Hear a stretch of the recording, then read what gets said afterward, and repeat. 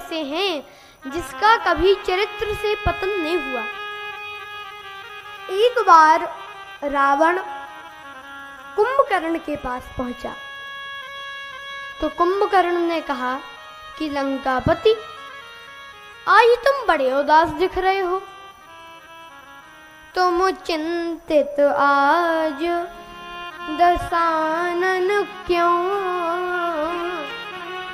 तुम क्यों चिंतित हो? रावण बोला, हर ली हमने मिथिलेश कुमारी, हमने मिथिलेश कुमारी का हरण कर लिया। कुंभकर्ण बोला, अधिकार किया तुमने उन पर? तुमने उन पर अधिकार किया? रावण बोला, कैसे अधिकार किया? लखती ही नहीं वह और हमारी, वो हमारी ओर देखती ही नहीं है।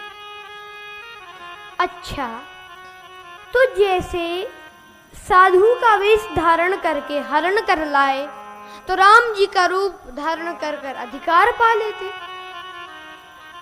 तब राघव ही ना बने तुम क्यों? रावण बोला, इसमें हमको भय भैरव भारी क्यों? जब राघव रूप लगा बनने तब मातु समान लगी पर नारी। जब मैं राम जी का रूप धारण किया मैंने तो मेरे मन से तो वासना चली ही गई।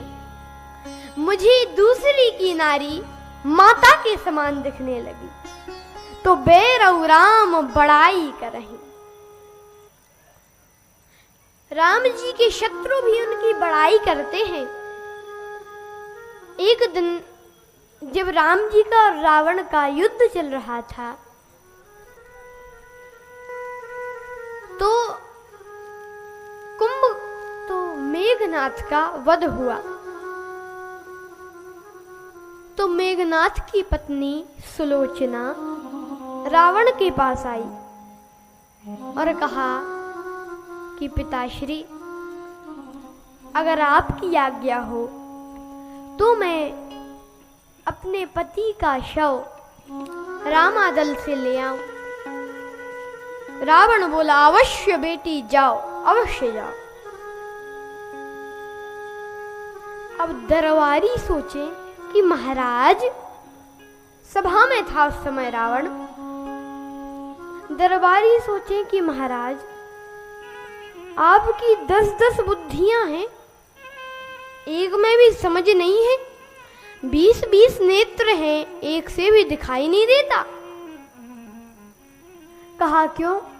कहा अभी आपका और उनका युद्ध चल रहा है, आपका और राम जी का, तो ऐसे में आप सुलोचना को भेज रहे हैं, क्या बता वे सुलोचना को बंदी बना ले और कहें कि तुम सीता जी को लौटा दो। राम जी कहें कि तुम सीता जी को लौटाओ तो हम सुलोचना को लौटा देंगे।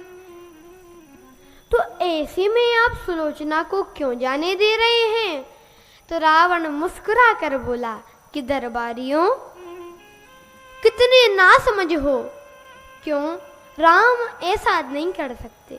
क्यों नहीं कर सकते? जब आपने उनकी पत्नी का हरण किया है तो वे भी तो सुलोचना को बंदी बना सकते हैं। रावण बोला, इसलिए क्योंकि ये काम रावण का है, ये काम राम का नहीं है।